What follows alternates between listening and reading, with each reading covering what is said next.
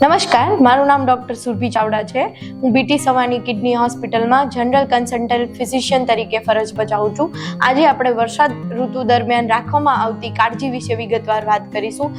સૌ પ્રથમ આપણે વર્ષા ઋતુમાં વરસાદ પછી જે પાણી ભરાય છે, જેમ કે ખાડા છે, ખાબોચિયા છે, આસપાસના કુંડા છે, આ બધામાં જે પાણી ભરાય છે આને અવોઇડ કરવું જોઈએ.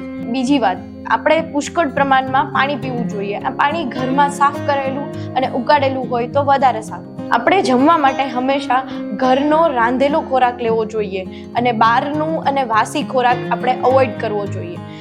જે વરસાદના પાણીથી આપણે ઉત્પન્ન થતા જીવાણુ છે, મચ્છર છે, જીવજંતુ છે, આને અવોઇડ કરવા માટે આપણે હંમેશા ફૂલ સ્લીવના કપડાં પહેરવા જોઈએ, મોસ્કિટો રિપેલન્ટ યુઝ કરવા જોઈએ, મોસ્કિટો નેટ યુઝ કરવી જોઈએ.